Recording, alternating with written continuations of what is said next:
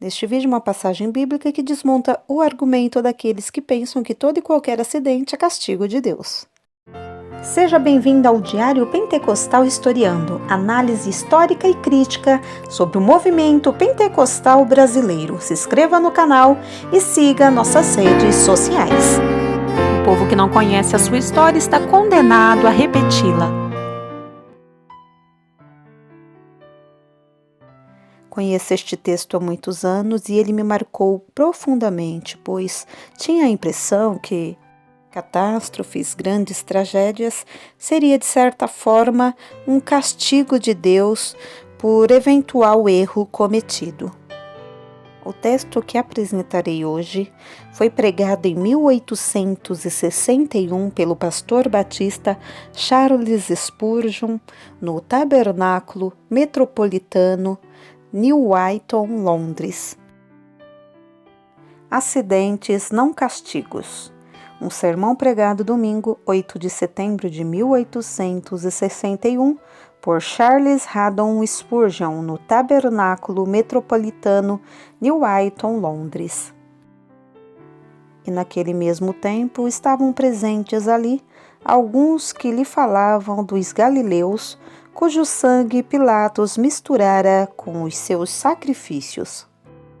E respondendo Jesus, disse-lhes: Cuidai vós, que esses galileus foram mais pecadores do que todos os galileus por terem padecido tais coisas? Não vos digo. Antes, se não vos arrependerdes, todos de igual modo perecereis. E aqueles 18 sobre os quais caiu a torre de Siloé e os matou, cuidais que foram mais culpados do que todos quantos homens habitam em Jerusalém? Não, vos digo. Antes, se não vos arrependerdes, todos de igual modo perecereis. Lucas 13, do 1 ao 5.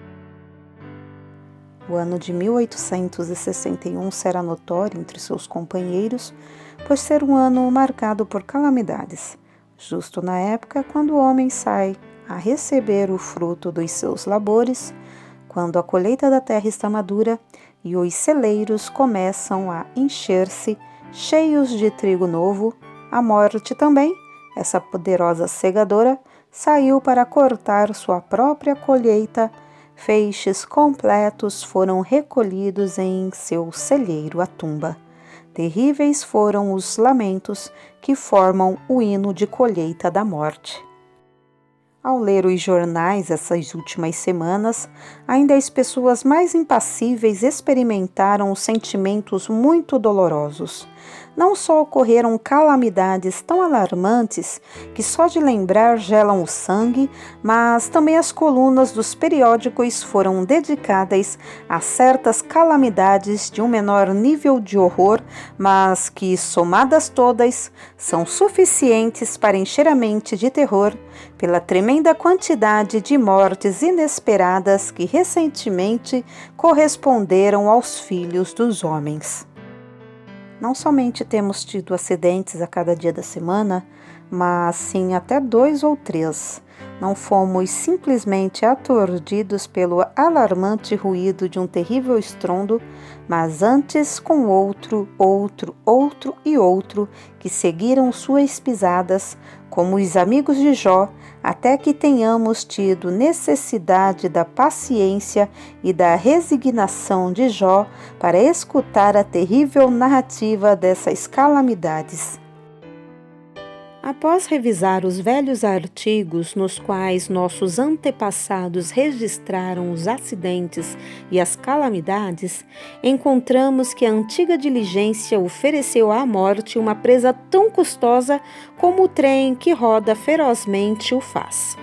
Tinham então tantas portas para o Hades como as que existem hoje, caminhos tão empinados e íngremes que conduziam para a morte, que eram transitados por uma multidão tão vasta como em nossa época. Por acaso duvidam disso? Peço-lhes que nos dirijamos ao capítulo 13 de Lucas. Lembrem-se desses 18 sobre os quais a torre de Siloé caiu. Que tal se nenhuma colisão os tivesse esmagado? Ou que, se não tivessem sido destruídos pelo ingovernável cavalo de ferro que os arrastou à água desde um aterro?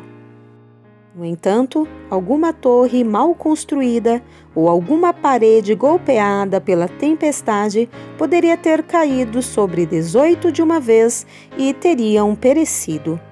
O pior que isso, um governante déspota, levando as vidas dos homens penduradas em seu cinto, como se fossem as chaves do seu palácio, poderia ter caído subitamente sobre os que estavam adorando no seu próprio templo e poderia ter misturado o sangue deles com o sangue dos bezerros que nesse momento estavam sendo sacrificados ao Deus do céu.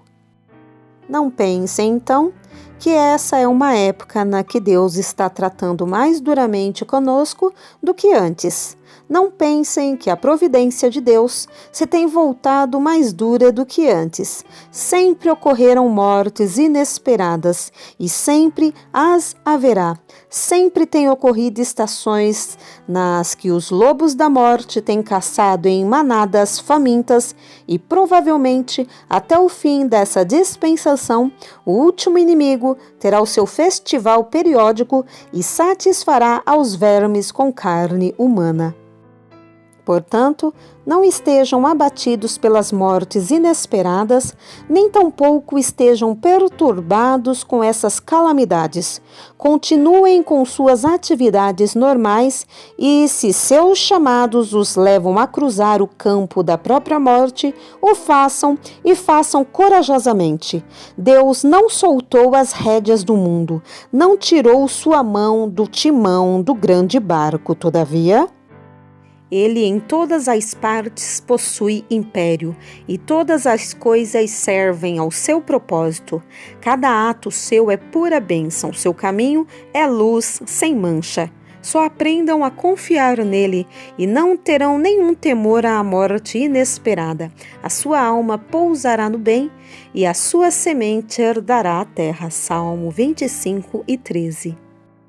O tema particular dessa manhã, no entanto, é esse: o uso que devemos encontrar para esses terríveis textos que Deus está escrevendo com letras maiúsculas na história do mundo.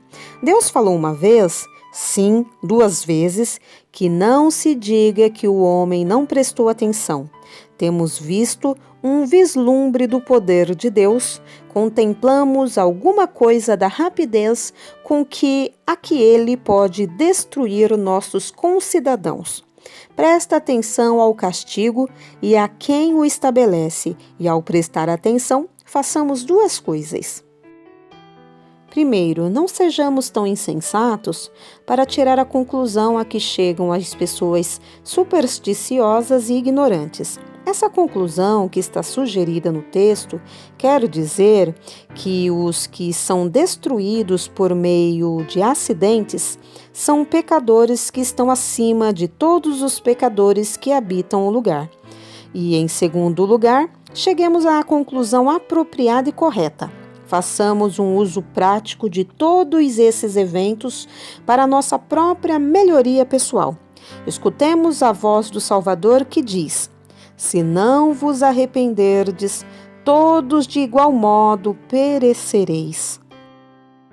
Primeiro, então tenhamos muito cuidado de não concluir apressadamente e irrefletidamente sobre esses terríveis acidentes, que os sofrem por culpa de seus pecados.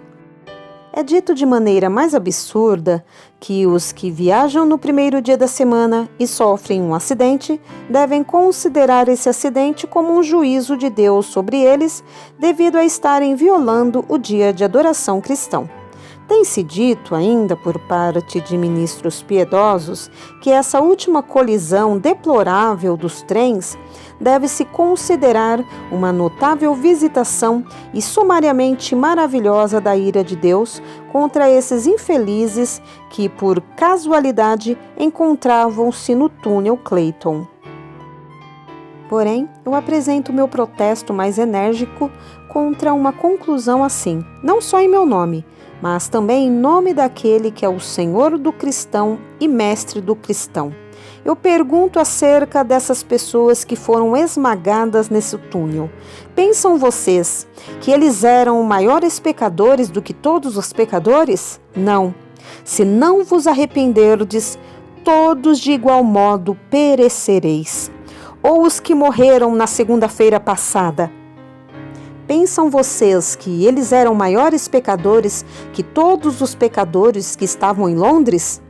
Se não vos arrependerdes, todos de igual modo perecereis.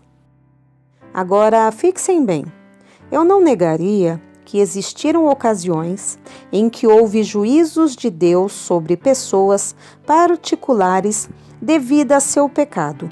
Algumas vezes, e eu penso que muito raramente, tais coisas ocorreram. Alguns de nós ouvimos em nossa própria experiência que certos homens blasfemaram a Deus e o desafiaram a que os destruísse e morreram repentinamente. E em tais casos, o castigo seguiu tão rapidamente à blasfêmia que era impossível não ver a mão de Deus nisso. O homem havia perdido perversamente o juízo de Deus e sua oração foi ouvida e veio o juízo. E além de toda dúvida, existe o que se pode descobrir como juízes naturais. Vocês veem a um homem vestindo farrapos, pobre, sem casa, foi um libertino, um bêbado, perdeu o seu caráter, e não é senão o justo juízo de Deus sobre esse homem que esteja morrendo de fome e que seja um proscrito dos homens.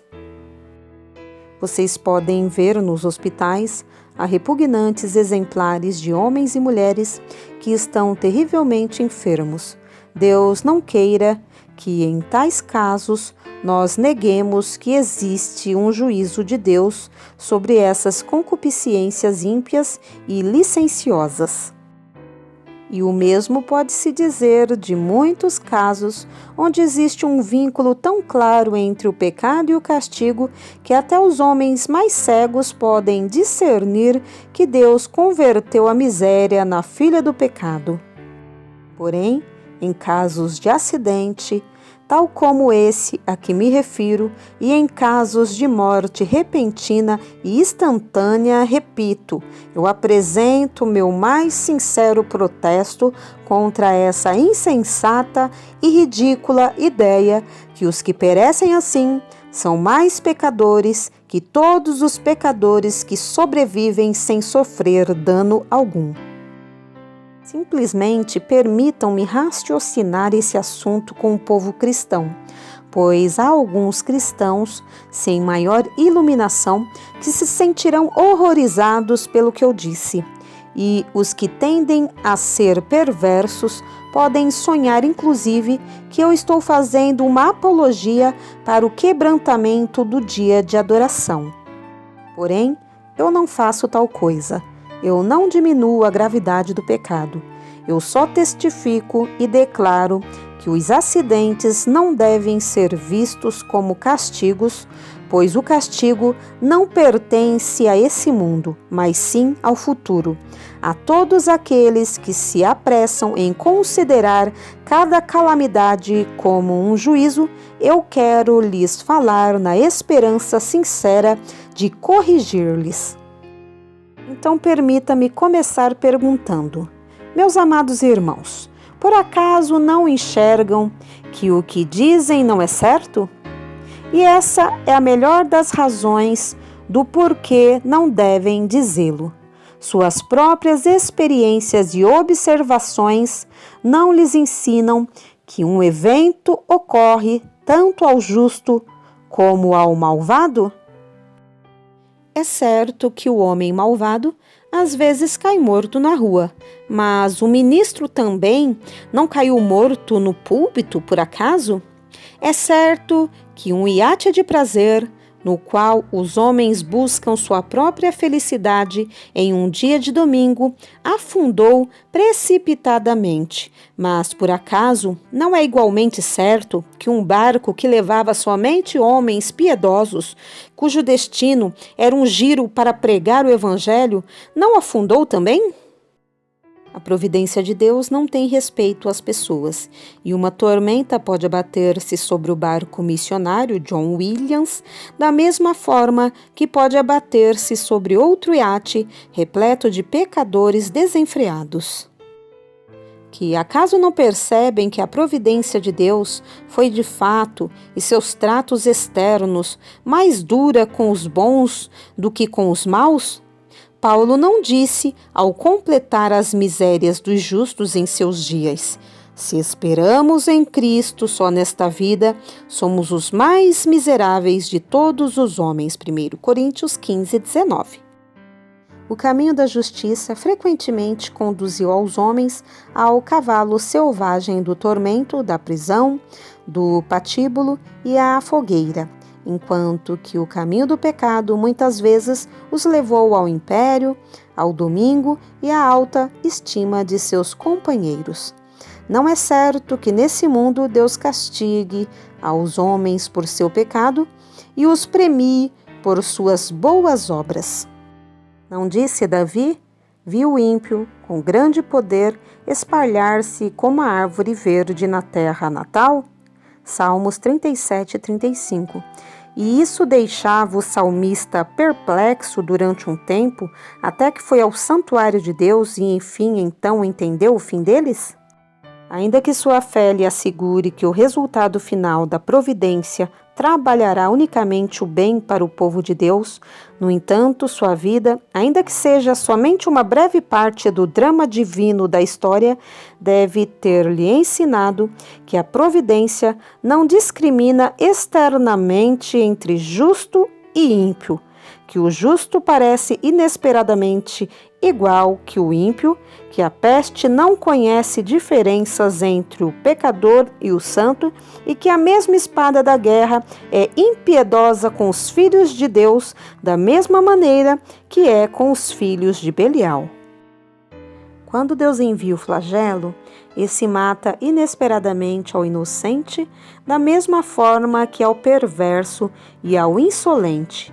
Agora, meus irmãos, se a ideia de vocês de uma providência que castiga e que premia não é certa, por que falam como se fosse?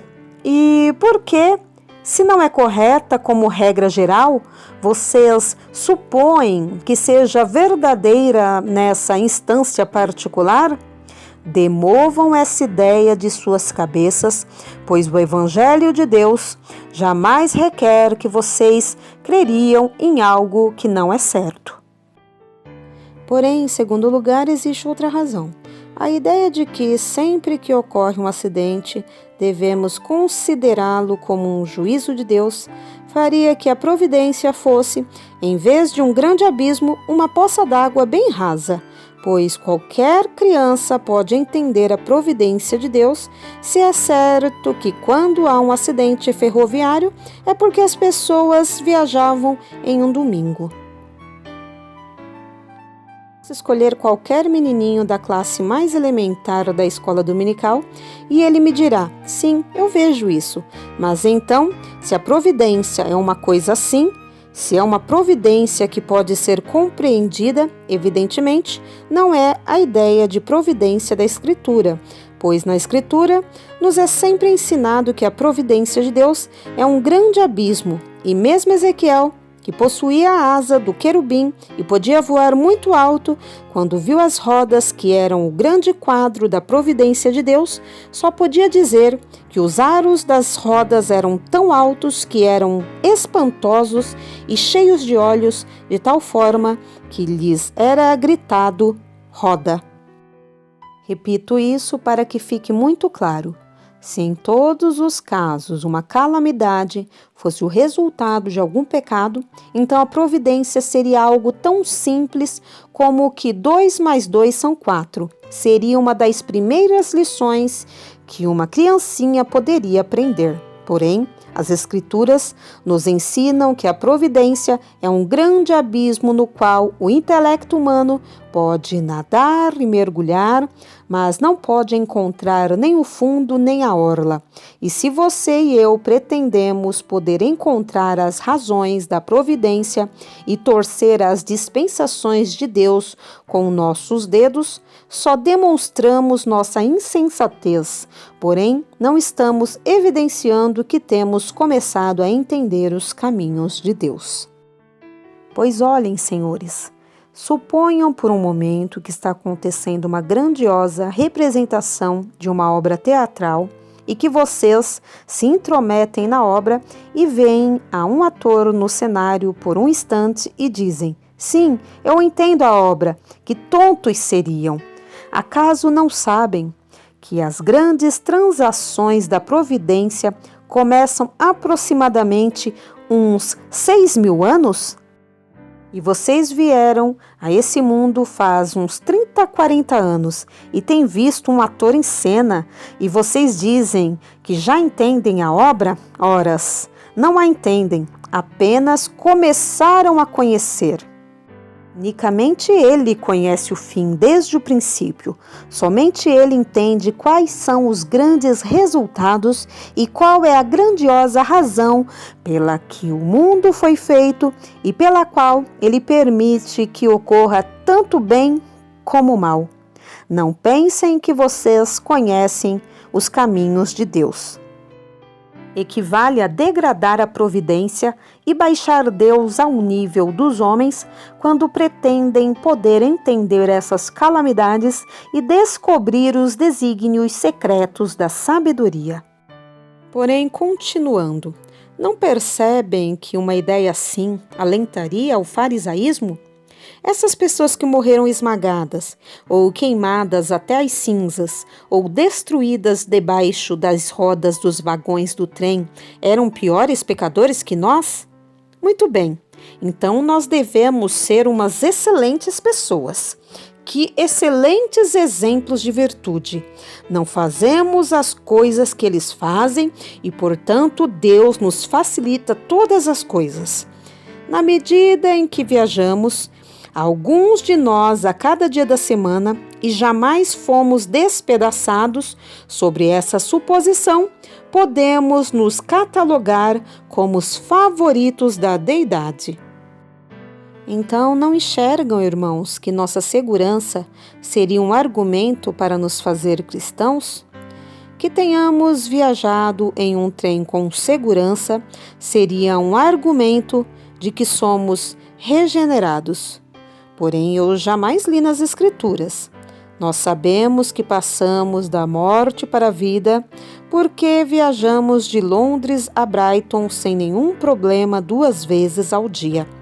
Jamais encontrei nenhum versículo que se pareça com isso. E, no entanto, se fosse certo que os piores pecadores sofrem os acidentes, se derivaria como um contraponto natural a essa proposição que os que não sofrem acidentes devem ser pessoas muito boas e que noções farisaicas geramos e nutrimos dessa maneira. Porém, eu não posso tolerar essa insensatez nem por um instante. Quando contemplo por um momento os pobres corpos mutilados dos que foram sacrificados tão inesperadamente, meus olhos se enchem de lágrimas, mas meu coração não se vangloria, nem meus lábios acusam. Longe de mim tal expressão cheia de orgulho. Deus, lhe dou graças porque não sou como os outros homens. Não. Esse não é o Espírito de Cristo, nem o Espírito do cristianismo. Ainda que possamos agradecer a Deus porque somos preservados, no entanto, podemos dizer: as misericórdias do Senhor são a causa de não sermos consumidos. Lamentações 3:22. E devemos atribuir tal fato à sua graça e unicamente à sua graça. Porém, não podemos crer que havia algo melhor em nós, porque fomos preservados vivos, estando a morte tão perto. É somente porque Ele teve misericórdia, sendo muito paciente para conosco, não querendo que pereçamos, mas sim que nos arrependamos, que nos preservou dessa maneira, para que não desçamos à tumba e nos manteve a vida, preservando-nos da morte. Logo, permitam-me comentar que a suposição contra a qual estou contendendo é muito cruel e dura. Pois se esse fosse o caso, que todas as pessoas que assim se encontram com a morte de uma maneira extraordinária e terrível são maiores pecadoras que as demais, isso não seria um duro golpe para os afligidos sobreviventes? E não é pouco generoso da nossa parte consentir nessa ideia, a menos que sejamos forçados a aceitá-la como uma terrível verdade por razões que não podem ser respondidas? Agora eu os desafio a sussurrar ao ouvido da viúva. Vão à sua casa e digam-lhe: seu esposo era pior pecador que o resto dos homens, por isso morreu. Não possuem a suficiente brutalidade para isso. Um pequeno bebê inconsciente que jamais havia pecado, ainda que, sem dúvida, um herdeiro da queda de Adão, é encontrado esmagado em meio dos escombros do acidente. Agora pensem, por um momento, qual seria a infame consequência da suposição que os que pereceram eram piores que os outros? Teriam que supor que essa inconsciente criança era a pior pecadora que muitos que habitam as guaridas da infância e cujas vidas são ainda respeitadas. Não percebem que a coisa é radicalmente falsa? E talvez eu pudesse mostrar-lhe melhor a injustiça disso, lembrando-lhes que um dia poderia suceder com vocês. Suponham que lhes toque encontrarem-se com uma inesperada morte desse tipo, estão anuentes a que se lhes corresponda a condenação sobre essa base? Um incidente assim pode ocorrer na casa de Deus. Permitam-me recordar o que ocorreu uma vez em que estávamos congregados. Posso afirmar de coração puro que não nos reunimos com nenhum outro objetivo senão o de servir a Deus, e esse ministro não tinha nenhuma meta ao ir a esse lugar, exceto o de congregar a muitos que, de outra maneira, não teriam tido a oportunidade de escutar a sua voz. E, no entanto, houve funerais como resultado desse esforço santo, pois ainda declaramos que foi um esforço santo, e a bênção de Deus o demonstrou. Houve mortes e mortes entre o povo de Deus. Estive a ponto de dizer que estou contente que foi entre o povo de Deus, mais que em outros povos. Um tremendo terror apoderou-se da congregação e o povo fugiu. E não enxergam que, se os acidentes devem ser considerados como juízos, então é uma sã conclusão que nós estávamos pecando ao estar lá. Essa é uma insinuação que nossas consciências categoricamente repudiam.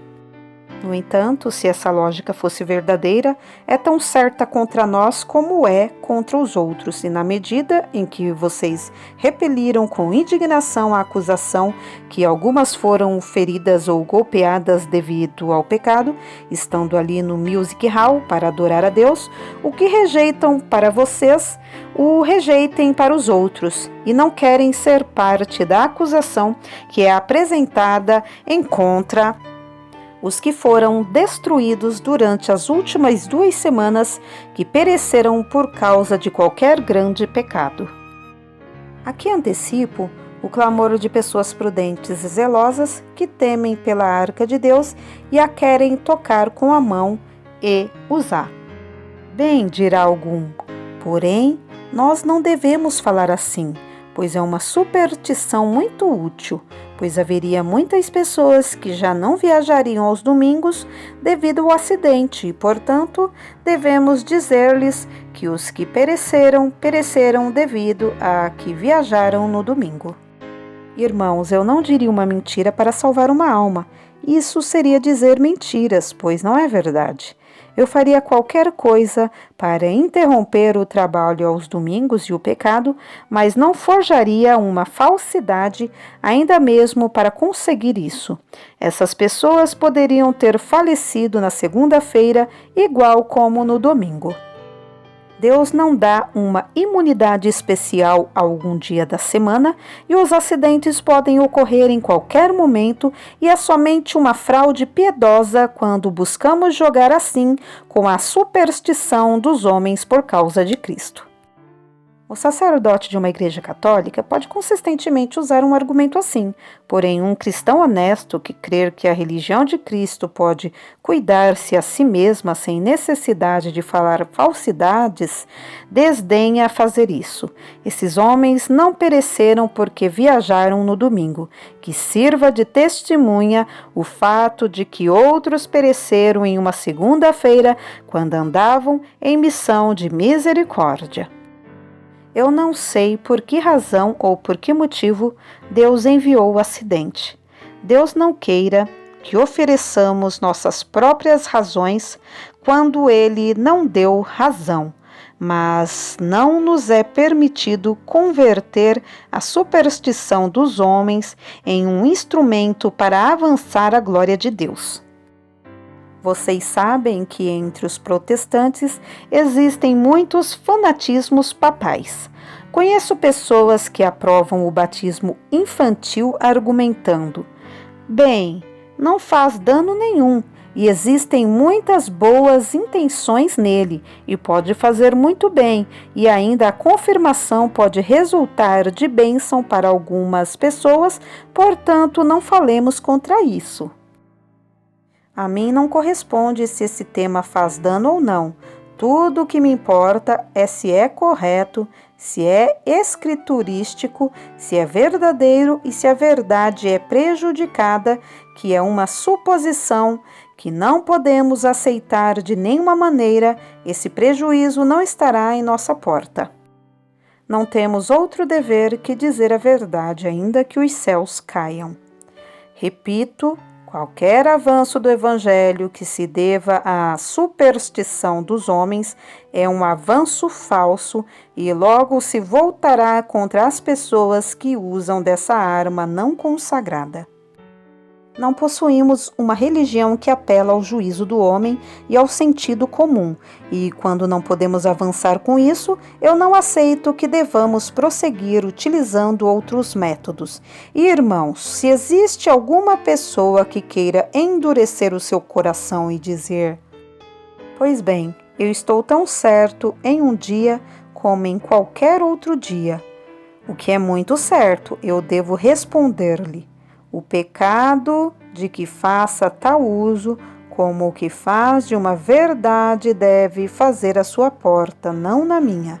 Porém, se eu pudesse evitar que viole o dia do descanso cristão, colocando-lhe frente a uma supersticiosa hipótese, não o faria, pois parece-me que ainda que o consiga manter afastado desse pecado por um pouco de tempo, muito pronto se converteria demasiado inteligente para ser enganado por mim e logo me chegaria a considerar como um sacerdote que julgou seus temores em vez de apelar a seu juízo. Já é tempo que saibamos que nosso cristianismo não é uma coisa débil e temerosa que apela aos pequenos temores supersticiosos de mentes ignorantes. É algo valente, que ama a luz e que não precisa de fraudes santas para sua defesa. Sim, crítico, foca a sua lanterna até nós e que brilhe em nossos próprios olhos. Nós não temos medo. A verdade é poderosa e pode prevalecer. E se não pode prevalecer à luz do dia, então não temos nenhum desejo de que o sol se ponha para dar à verdade uma oportunidade. Eu creio que brotou muita infelicidade do desejo muito natural de alguns cristãos de aproveitar-se de erros comuns. Disseram, esse erro popular é muito bom, mantém o povo na posição correta. Vamos o perpetuar esse erro, pois evidentemente faz muito bem. E logo quando o erro foi descoberto, os infiéis disseram: "Oh, agora vejam que esses cristãos foram descobertos em seus estratagemas." Não tenhamos nenhum truque, irmãos. Não falemos aos homens como se fossem crianças que podem ser amedrontadas por histórias de fantasmas e de bruxas. O fato é que esse não é o tempo de retribuição e é pior que inútil que nós ensinemos que o é. E agora, por último, e já irei passar a outro ponto, por acaso vocês não percebem que essa suposição, que não é cristã nem escriturística, que quando os homens se encontram inesperadamente com a morte, é resultado do pecado, rouba ao cristão um de seus argumentos mais nobres para a imortalidade da alma? Irmãos, nós afirmamos diariamente com a Escritura como nossa garantia que Deus é justo e, na medida em que Ele é justo, deve castigar o pecado e premiar ao justo. Manifestamente, Ele não o faz nesse mundo, e um mesmo evento ocorre a ambos. O homem justo é pobre igual que o mau, e morre repentinamente igual que o maior réprobo. Pois bem, a conclusão é natural e clara, que deve existir um mundo contínuo no que essas coisas serão endireitadas.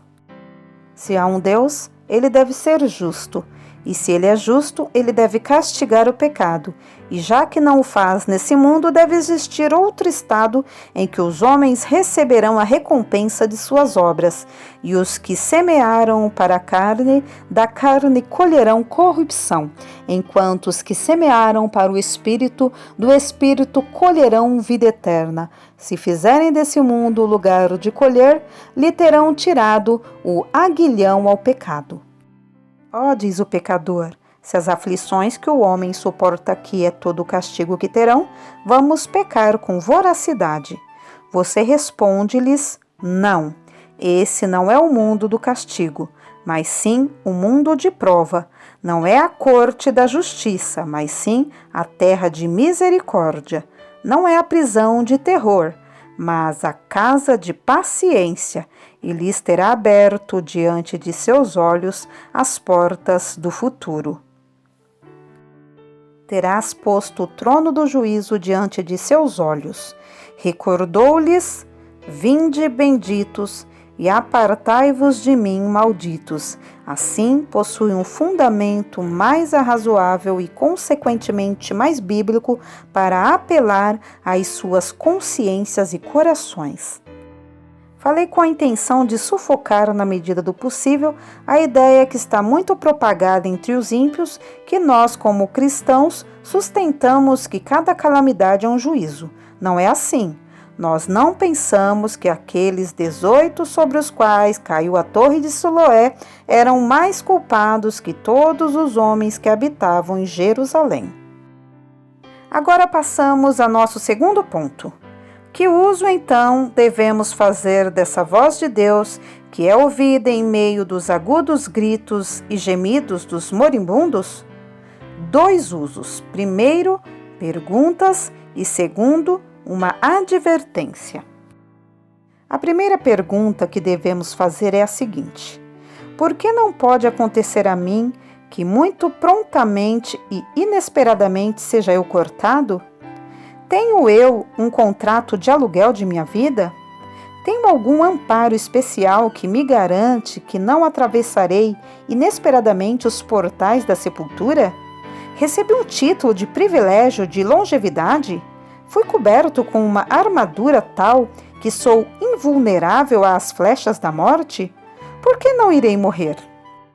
A segunda pergunta que deve sugerir é essa: não sou um grande pecador como esses que morreram? Não há em mim, sim, em mim mesmo, pecados contra o Senhor, meu Deus? Se em pecados visíveis outros me superaram, acaso os pensamentos de meu coração não são malvados? Porventura, a mesma lei que os amaldiçoa, não amaldiçoa a mim também? Não perseverei em todas as coisas escritas no livro da lei para que se cumprissem. É tão impossível que eu seja salvo por minhas obras, como que eles o sejam. Não estou debaixo da lei por natureza como eles o estão, e pela mesma não estou eu também debaixo da maldição como eles o estão? Essa pergunta deve ser feita. Em vez de pensar em seus pecados, o que me converteria um orgulhoso, devo pensar em meus próprios pecados, o que me converterá humilde. Em lugar de especular sua culpa, que é assunto que não é de minha responsabilidade, devo voltar meus olhos até meu interior e considerar minha própria transgressão, pela qual devo responder pessoalmente diante do Deus Altíssimo. Logo, a seguinte pergunta é: me arrependi de meu pecado? Eu não preciso ficar investigando se eles se arrependeram ou não. Eu me arrependi? Posto que eu esteja exposto à mesma calamidade, estou preparado para enfrentá-la? Senti por meio do poder de convencimento do Espírito Santo a negridão e a depravação de meu coração? Tenho sido guiado a confessar diante de Deus que eu mereço a sua ira e que seu desagrado, se ele pousa sobre mim, será um justo pago? Odeio o pecado. Aprendi a aborrecê-lo? Apartei-me do pecado por meio do Espírito Santo como de um veneno mortal e busco agora honrar a Cristo, meu Senhor? Fui lavado em seu sangue. Reflito sua semelhança? Mostro seu caráter? Busco viver para seu louvor? Eu não irei perguntar onde eles estão?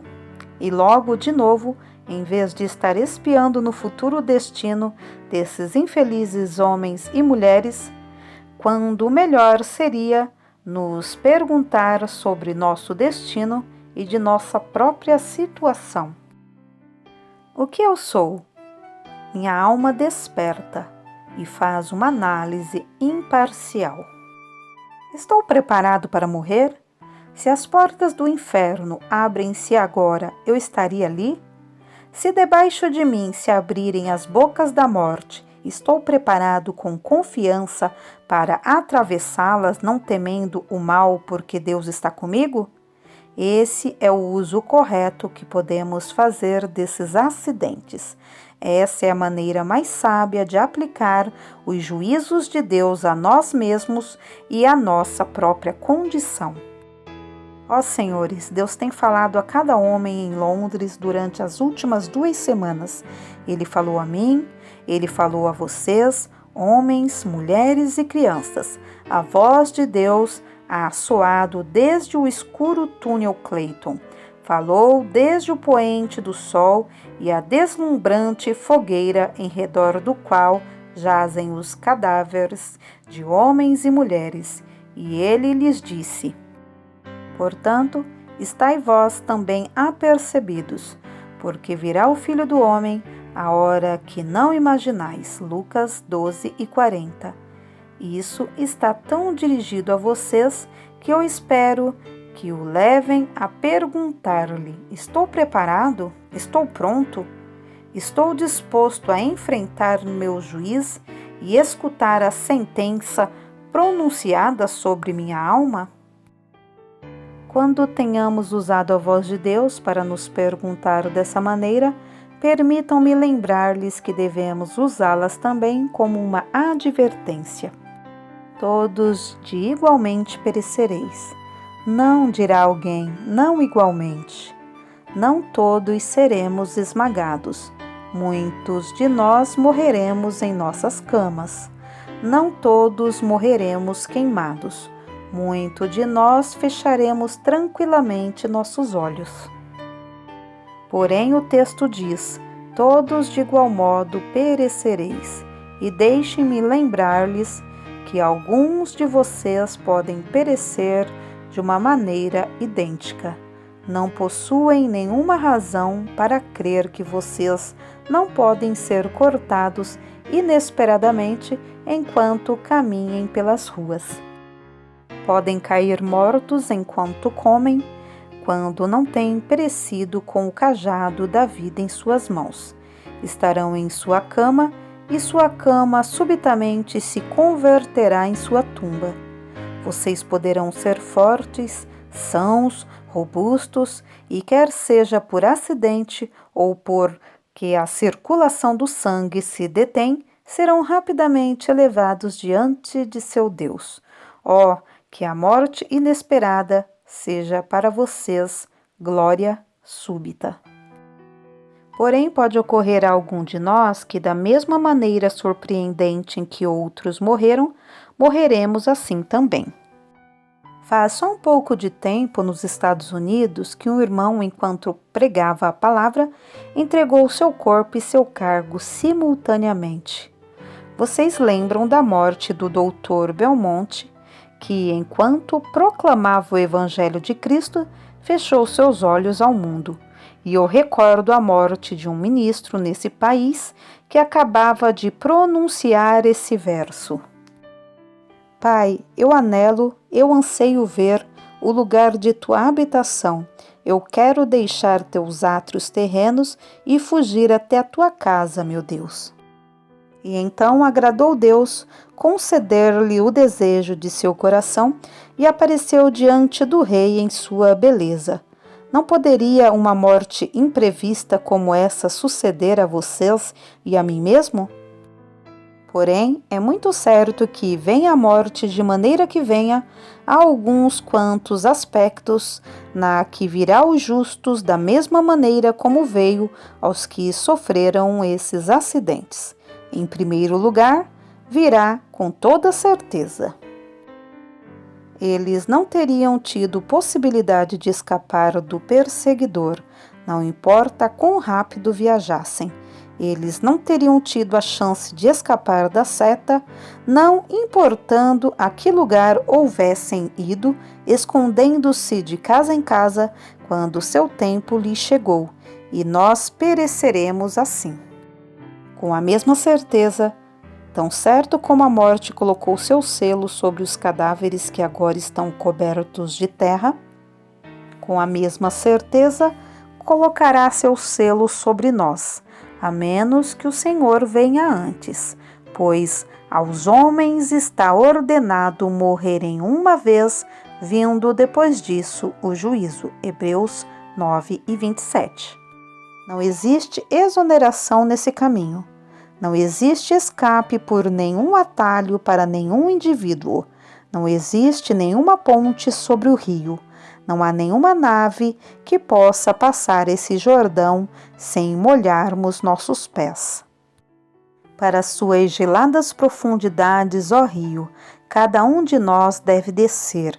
Em sua fria corrente, nosso sangue deve congelar-se, e debaixo de suas espumosas ondas, nossa cabeça deve submergir. Nós também devemos morrer com certeza. Trilhado, você diz, e cheio de lugares comuns. E a morte é um lugar comum, mas que só nos ocorre uma vez. Que Deus conceda que essa única vez que morreremos possa estar perpetuamente em nossas mentes até que morramos diariamente e assim não nos resulte ser um trabalho difícil morrer ao final. Bem, então como a morte chega a eles e a nós com certeza, assim virá tanto a eles como a nós poderosa e irresistivelmente. Quando a morte os surpreendeu, que ajuda tiveram então? Um casebre de papelão de uma criança não poderia ser tão facilmente esmagado que esses pesados vagões? O que podiam fazer para ajudarem uns aos outros? Eles iam sentados uns juntos aos outros conversando. Escutou-se um grito e antes que houvessem gritado segunda vez, foram esmagados e destroçados.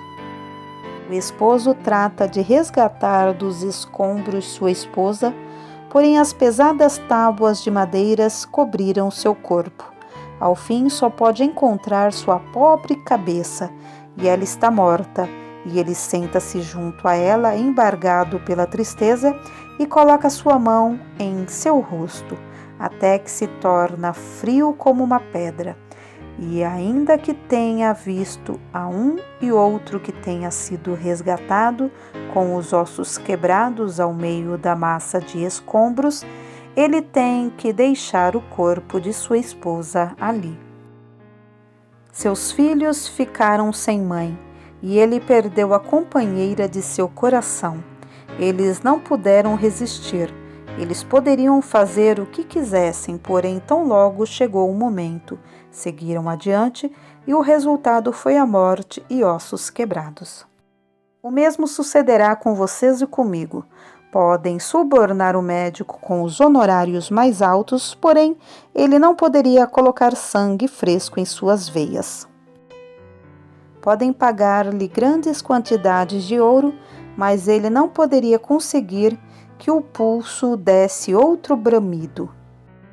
Ó morte, irresistível conquistadora de homens, não há ninguém que possa prevalecer contra ti. Sua palavra é lei, sua vontade é destino. Assim virá a nós, como chegou a eles. Virá com poder, e nenhum de nós poderá resistir a ela. Quando a morte chegou-lhes, veio instantaneamente, sem aceitar demoras. Assim virá a nós. Poderíamos ter um aviso mais antecipado do que eles, porém, quando chega a hora, não haverá forma de adiá-la. Encolhe seus pés na cama, ó patriarca, pois deve morrer e não vai viver. Dá último beijo em sua esposa, veterano soldado da cruz. Coloca suas mãos sobre a cabeça de seus filhos e dá-lhes a bênção do moribundo, pois todas suas orações não podem alargar sua vida, e todas as lágrimas não podem agregar nem uma só gota ao poço seco de seu ser.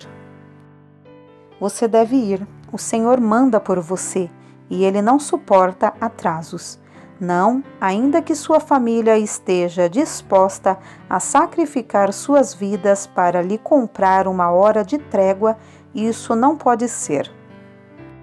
Ainda que uma nação seja holocausto, um sacrifício voluntário para dar a seu soberano outra semana adicional ao seu reino, não se pode conseguir tal coisa, ainda que a congregação inteira consinta voluntariamente em recorrer às escuras abóbodas da tumba para salvar a vida de seu pastor, por mais outro ano, não se pode alcançar esse intento.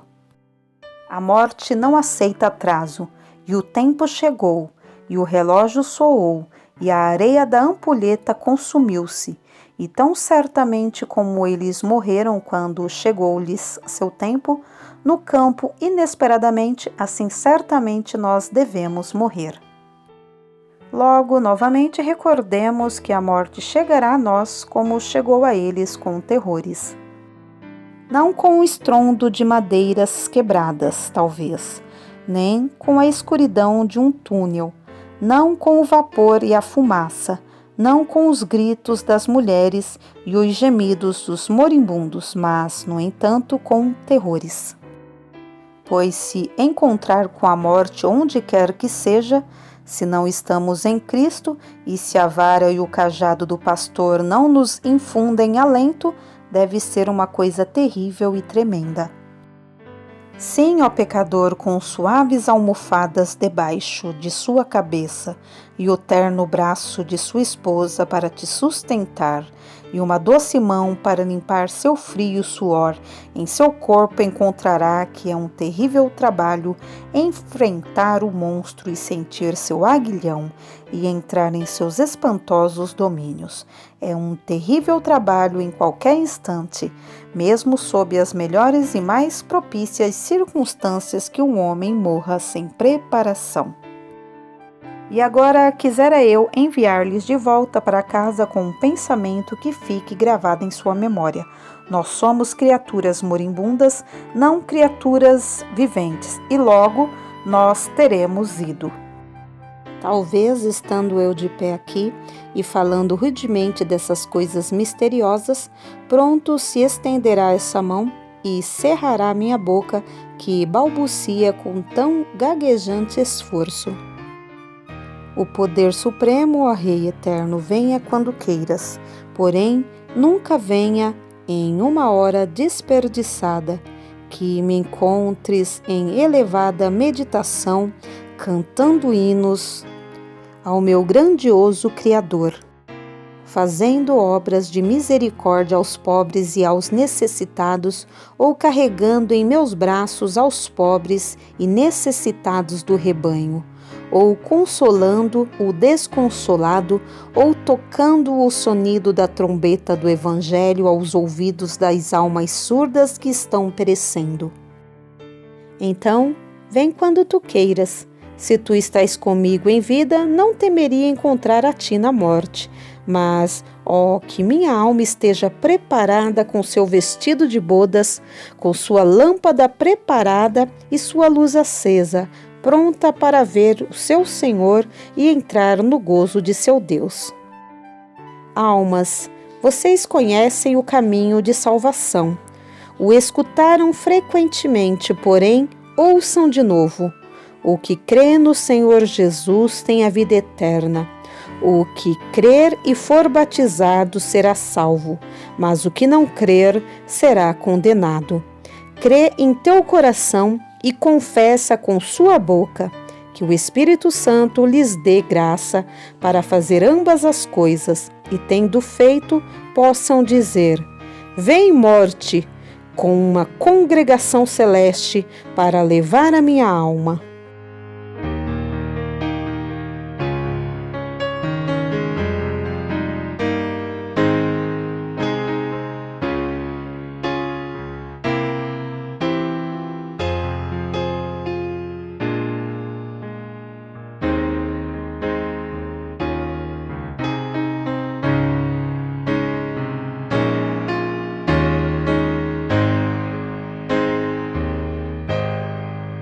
Porque nada podemos contra a verdade, senão pela verdade. Segunda carta aos Coríntios 13:8. Se você gostou do conteúdo deste vídeo, se inscreva no canal, deixe o seu joinha, compartilhe e ative o sininho para receber do YouTube as notificações dos novos vídeos.